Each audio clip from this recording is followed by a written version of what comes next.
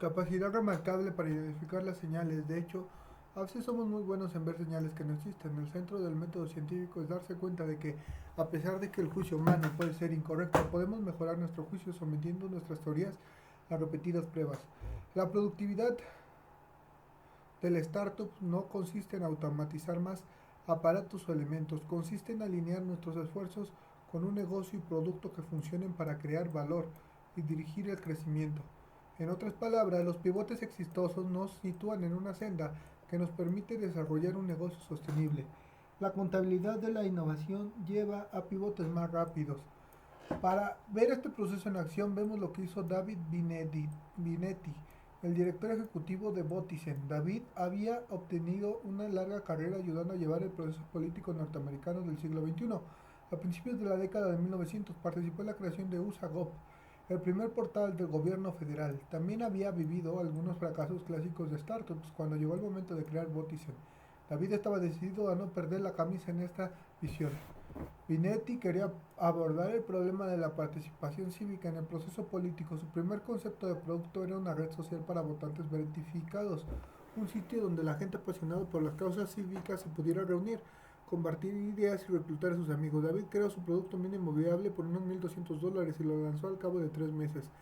David no estaba creando algo que nadie quisiera. De hecho, desde su primera época, Botizen fue capaz de traer a los primeros usuarios a quienes les encantó un concepto básico. Como todos los emprendedores, tenía que refinar su producto y modelo de negocio. Lo que hizo el reto de David especialmente duro fue que tenía que pivotar ante el éxito moderado que estaba teniendo. El concepto inicial de Botizen implicaba a 4 grandes actos de fe.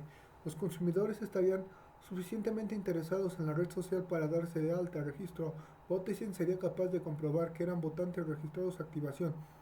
Los clientes que fueran verificados como votantes se sentirían atraídos por las herramientas de activismo de la web a lo largo de un periodo de tiempo. Los consumidores consolidados hablarían del servicio con sus amigos y los reclutarían para las causas cívicas. Recomendación: 3 meses y $1,200 después, el primer PMB, Producto Mínimo Viable, de David estaba a manos de consumidores. En los cohortes iniciales, del 5% se registró un servicio y el 17% fueron verificados como votantes registrados. Véase la tabla siguiente. Las cifras eran tan bajas que no eran suficientes datos para saber qué retención y recomendación se producirían. Era el momento de empezar a iterar. Producto mínimo viable, inicial, registro 5%, activación 17%, retención demasiado baja, recomendación demasiado baja. David dedicó los 10 meses siguientes y otros $5,000 a realizar split test con nuevos elementos del producto, mensajes y mejorar el diseño del producto, haciéndolo más fácil de usar. Estos tests mostraron mejoras espectaculares, pasando a una tasa de registro del 5 al 17% y una tasa de activación del 17 al 90%. Este es el poder de un split test. Esta optimización mostró a David la masa crítica de consumidores para medir los siguientes 2 actos de fe. Sin embargo, como se muestra en la tabla ahí a continuación, estas cifras fueron desalentadoras. David consiguió una tasa de recomendación de solo 4% y una tasa de retención del 5%. David sabía que tenía que seguir con el proceso de desarrollo y prueba, y durante los 3 meses siguientes continuó optimizando y realizando scripts, refinando su lanzamiento. Habló con consumidores, realizó grupos focales e hizo una cantidad incontable de A/B testing, tal como se explicó en el capítulo 7. En un split test se ofrecen diferentes versiones de un producto a diversos consumidores al mismo tiempo, observando los cambios en el comportamiento entre los dos grupos. Se pueden realizar las interferencias sobre el impacto de las diferentes variaciones, como se muestra en la tabla siguiente. La tasa de recomendación aumentó hasta un 6%, la tasa de retención subió hasta el 8%. David estaba desilusionado. Había invertido 8 meses y $20,000 en crear un producto que no había dado vida al modelo de crecimiento que él deseaba. Antes de la optimización, 17%. Tras la optimización, activación 90, 90, 90, retención 5, 8%, recomendación 4, 6%. David se enfrentó al difícil reto de decidir si pivotar o perseverar. Es una de las decisiones más duras a las que enfrenta un emprendedor. El objetivo de crear hitos de aprendizaje no es hacer que las decisiones sean más fáciles, es asegurar que hay datos relevantes disponibles cuando llega el momento para decidir. Recuerde, en este punto David había tenido conversaciones con consumidores que tenían mucho aprendizaje que podían usar para racionalizar el fracaso que había experimentado con su producto actual. Eso es lo que hacen muchos emprendedores. En Silicon Valley llamamos a esta experiencia quedarse atascado en la tierra de los muertos vivientes. Sucede cuando una empresa ha alcanzado un éxito modesto, suficiente para seguir viva, pero que no está a la altura. de las expectativas de sus fundadores e inversores. Estas empresas son una sangría de energía humana. Por lealtad, los empleados y los fundadores de la empresa no quieren abandonar. Sienten que el éxito puede estar a la vuelta de la esquina. David tenía dos ventajas que le ayudaría a evitar este destino. A pesar de haberse comprometido con una visión, había hecho todo lo posible para lanzar el producto rápidamente y iterar. Así se enfrentaba a la decisión de pivotar o perseverar. Al cabo de 8 meses de haber creado la empresa, cuanto más dinero y tiempo, energía creativa se ha puesto en una idea, más duro es pivotar. David lo había hecho bien para evitar esta trampa. Al principio había identificado sus preguntas de acto de fe en forma explícita y, más importante, había hecho predicciones cuantitativas sobre cada una de ellas. No habría sido difícil para él aclarar el éxito de forma retroactiva a partir de la empresa inicial. Al fin y al cabo, algunos de sus indicadores, como la activación, estaban obteniendo buenos resultados en términos de indicadores generales como el uso total. La empresa tenía un crecimiento positivo. Se debía a que David sabía centrar en los indicadores accionables para cada una de sus preguntas de acto de fe, por lo que fue capaz de aceptar que su empresa estaba fracasando. Además, como David no había malgastado energía en relaciones públicas prematuras, fue capaz de llevar a cabo su resolución sin vergüenza ni distracción. El fracaso es un prerequisito del aprendizaje. El problema con la noción de lanzar un producto, entonces ver qué pasa, es que el éxito está garantizado en ver qué pasa. Entonces, que cuando tienes un puñado de consumidores obtienes 5 opciones sobre qué hacer a continuación, ¿a cuál deberías escuchar? Los resultados de Bottisen estaban bien, pero no eran lo bastante buenos. David sentía que a pesar de su optimización seguía mejorando el comportamiento de los indicadores. No tendían hacia un modelo que pudiera sostener el negocio, pero como todos los buenos emprendedores no se rindió rápidamente. David decidió pivotar y probar una hipótesis. Un pivote requiere que se mantenga en pie anclado en lo que se ha aprendido hasta el momento, mientras es un cambio fundamental de estrategia hasta buscando un mayor aprendizaje validado. En ese caso, el contacto directo a los consumidores demostró ser esencial. Había oído 3 comentarios recurrentes en sus pruebas. Siempre he querido involucrarme más. Esto lo hace mucho más fácil. El hecho de que muestres que soy votante es importante. No hay nadie aquí. ¿Qué sentido tiene volver?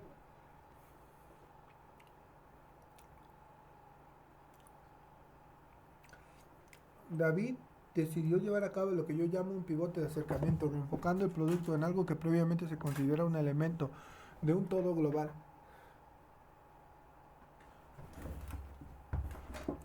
Piensa en los comentarios de clientes anteriores. A los consumidores les gustaba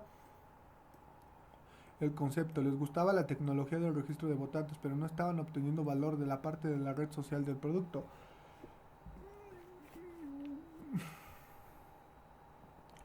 David decidió transformar Bottisen en un producto llamado @2gov, una plataforma de lobbying social más que integrar a los consumidores en su red social cívica. 2gov les permitía contactar con sus representantes electos rápida y fácilmente a través de las redes sociales existentes como Twitter. El consumidor se atrae de forma digital, pero 2gov traslada el contacto digital en forma de papel. Los miembros del Congreso reciben como resultado las peticiones en una anticuada carta impresa. En otras palabras, 2gov traslada al mundo de alta tecnología a sus consumidores al mundo de baja tecnología. Los políticos. 2gov tenía un conjunto ligeramente diferente de preguntas de acto de fe para responder. Aún dependía de que los consumidores se registraran de la verificación de un estatus de votante y de que hablasen del producto a sus amigos, pero el modelo de crecimiento cambió. En lugar de confiar en un negocio dirigido por la atracción de clientes, crecimiento pegajoso, 2gov era más transaccional. La hipótesis de David era que los activistas apasionados desearían pagar dinero para que 2gov facilitase el contacto en nombre de los votantes que se preocupaban en estos asuntos. El nuevo producto mínimo viable de David requirió 4 meses y unos $30,000. Ahora ya había gastado en total $50,000 y había trabajado durante 12 meses. Pero los resultados de su siguiente ronda de pruebas fueron espectaculares. Tasa de registro del 42% y activación del 83%, retención del 21%. En recomendación, un aplastante 54%. Sin embargo, el número de activistas que estaban dispuestos a pagar era menos del 1%. El valor de cada transacción distaba mucho de un negocio rentable, sostenible, incluso después de que David lo hubiera intentado todo para optimizarlo. Antes de llegar el siguiente pivote de David, dése cuenta de cómo era capaz de demostrar el aprendizaje validado de forma convincente. Esperaba que este nuevo producto fuera capaz de mejorar sus indicadores de acto de fe de forma espectacular y lo hizo. Véase la tabla siguiente. Motor de crecimiento pegajoso, remunerado, tasa de registro 17.42, activación 90.83, retención 8.21, recomendación 6.54, ingresos no disponible 1%, de por vida mínimo. Consiguió esto no porque estuviera trabajando más, sino porque trabajaba de forma inteligente, usando sus recursos de desarrollo de producto para aplicarlos a un producto diferente en comparación con los 4 meses de optimización previos. Estos 4 de pivotaje habían conseguido un rendimiento espectacularmente mayor que la inversión, pero David seguía atascado en una de las trampas de los viejos emprendedores. Sus indicadores y su producto estaban mejorando, pero no lo suficientemente rápido. David pivotó de nuevo. Esta vez, en lugar de confiar en que los activistas pagarían para establecer contactos, se dirigió a las grandes organizaciones, las recaudaciones de fondos profesionales y grandes empresas que tienen intereses profesionales o de negocios en las campañas políticas. Las empresas parecieran dispuestas a usar y a pagar por el servicio de David, así que rápidamente mandó cartas de intenciones para crear la funcionalidad que necesitaban. En este pivote, David hizo lo que yo llamo pivote de segmento de mercado, manteniendo la funcionalidad del producto pero cambiando el foco de audiencia. Se centró en quien paga, pasó de los consumidores a las empresas y organizaciones sin ánimo de lucro. En otras palabras, David pasó de un negocio para consumidores B2C por sus siglas en inglés a un negocio para negocios B2B por sus siglas de inglés. Durante el proceso cambió su modelo de crecimiento planificado en uno que sería capaz de pasar al crecimiento de las ganancias generadas por cada venta B2B. 3 meses después, David creado la funcionalidad de que había prometido basándose en sus primeras cartas de intenciones, pero cuando volvió a la empresa a recoger sus cheques, se encontró otros problemas. Empresa tras empresa postergaron y retrasaron, finalmente dejaron pasar la oportunidad. A pesar de que les había gustado lo suficiente como para firmar una carta de intenciones, cerrar una venta real era mucho más difícil. Resultó que esas empresas eran primeros usuarios. Basándose en las cartas de intenciones, David hizo cuentas, contratando personal adicional para las ventas y los ingenieros anticipándose a un mayor margen de cuentas en su negocio. Cuando las ventas no se materializaron, todo el equipo tuvo que trabajar más duro para encontrar ingresos que otro sitio. Aún así no importaba cuántas llamadas hicieran ni cuánto optimizaran. El producto, el modelo no funcionaba. Volviendo a sus preguntas de acto de fe, David llegó a la conclusión de que los resultados refutaban su hipótesis de negocio para negocios, así que decidió pivotar una vez más. Durante todo este tiempo, David estaba aprendiendo y obteniendo feedback de todos sus clientes potenciales, pero estaba en una situación insostenible. No puedes pagar a tu plantilla con lo que has aprendido. Recaudar dinero en ese momento había aumentado el problema. Recaudar dinero habría mantenido la empresa en funcionamiento, pero habría estado vertiendo el dinero en un motor de crecimiento destructor de valor. Habría estado en una situación opresora. Usar el efectivo de los inversores para hacer funcionar el motor de crecimiento, arriesgarse a cerrar la empresa o ser reemplazado. David decidió reducir la plantilla y pivotar de nuevo. Esta vez intentando lo que llamó pivote de plataforma. En vez de vender la aplicación a un consumidor cada vez, David vislumbró un nuevo producto de crecimiento empleado en la plataforma AdWords de Google. Creó una plataforma de ventas de autoservicio donde cualquiera pudiera convertirse en consumidor usando la tarjeta de crédito. Así no importaba la causa que les apasionara a los consumidores. Podían ir a la web @tugop y esta les ayudaría a encontrar a más gente a quien implicar. Como siempre, la gente se verificaba como votantes registrados, sus opiniones tenían peso para los cargos electos, pero el producto solo resultó un mes adicional para crearse e inmediatamente mostró resultados, una tasa de registro del 51%, una tasa de activación del 92%, una tasa de retención del 28% y una tasa de recomendación del 64%. Lo más importante es que 11% de estos consumidores estaban dispuestos a pagar 20 centavos por mensaje y todavía más importante, fue el principio de un modelo de crecimiento que podía funcionar. Recibir 20 centavos por mensaje puede parecer poco, pero la elevada tasa de recomendación significa que @tugo podría incrementar su tráfico sin gastar una cantidad de dinero significativa en marketing, motor de crecimiento viral.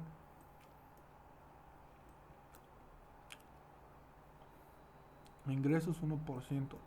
La historia de Bottisen muestra algunas pautas habituales. Una de las importantes de las que hay que fijarse es la aceleración de los productos mínimos viables. El primer producto mínimo viable requirió 8 meses, el siguiente 4, después 3 y luego 1. Cada vez David era capaz de validar o refutar su hipótesis siguiente más rápido que la anterior. ¿Cómo se puede explicar esa aceleración?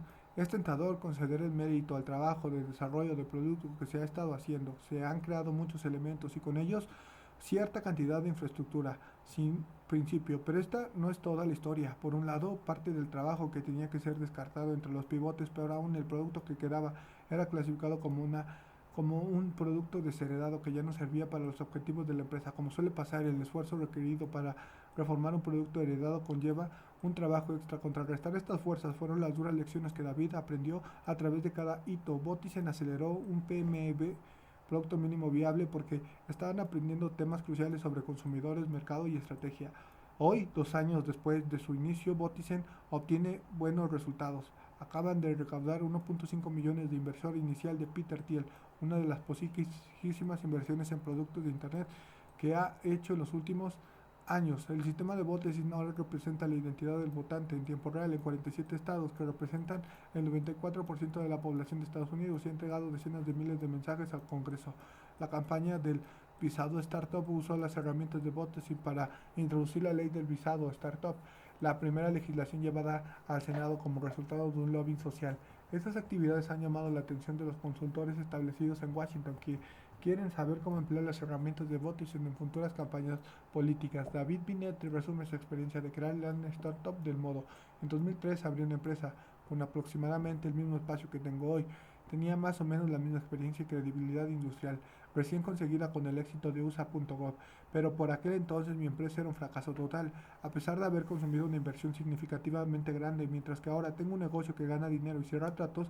En aquel momento seguí el modelo de desarrollo, el producto lineal tradicional, lanzando un producto impresionante, lo era, después de 12 meses de desarrollo para darme cuenta de que nadie lo compraría. En ese momento creé 4 versiones en 12 semanas y obtuve mi primera venta relativamente pronto después de aquello, y no solo se trata del momento en el que se lanzó al mercado. Otras 2 compañías lanzaron un espacio similar en 2003, que después vendieron en una decena de millones de dólares, y otras en 2010 siguieron un modelo lineal directamente hacia el fondo de un pozo. La pista de una startup es el nombre de pivotes que todavía puede dar.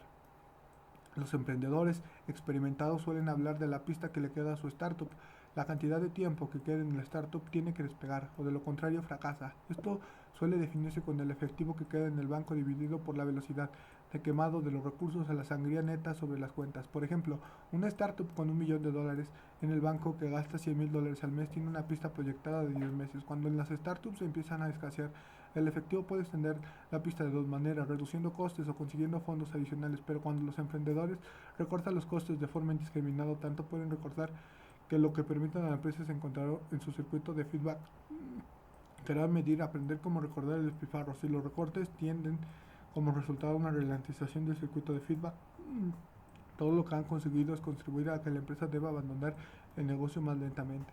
La medida real de la pista es cuántos pivotes le quedan a una startup, el número de oportunidades que tiene para hacer un negocio, fundamental en su estrategia de negocio. Medir la pista a través de los pivotes en lugar de medirla mediante el tiempo. Sugiere otra manera de extender la pista, llegar a cada pivote más rápido. En otras palabras, la startup debe averiguar cómo alcanzar la misma cantidad de aprendizaje validado con un coste menor y en menos tiempo.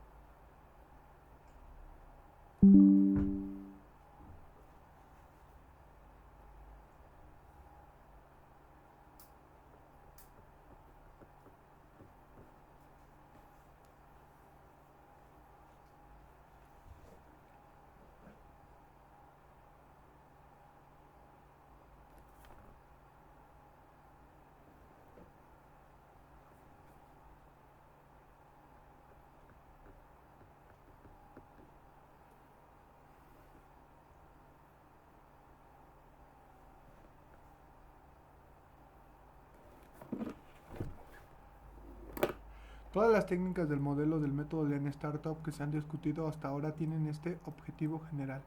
Los pivotes requieren coraje. Pregunta a la mayoría de emprendedores que han decidido pivotar y le dirán que desearían haber tomado antes la decisión. Creo que hay 3 razones por las que esto ocurre. En primer lugar, los indicadores vanidosos pueden hacer que los emprendedores lleguen a las falsas conclusiones y vivan en su mundo.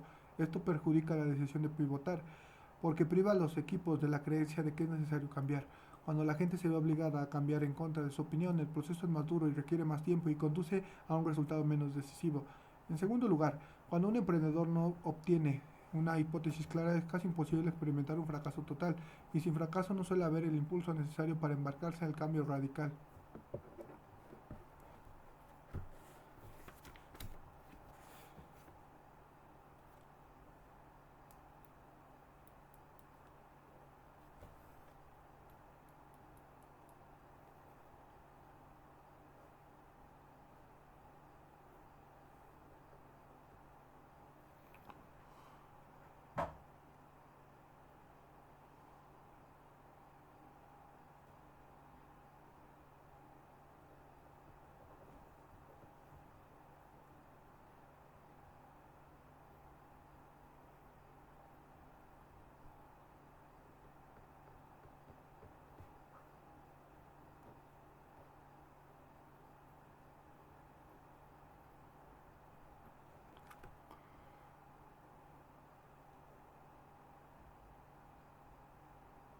Como he mencionado, el fracaso del enfoque de lancémoslos a ver qué pasa no es evidente. Usted siempre tendrá éxito en ver lo que pasa.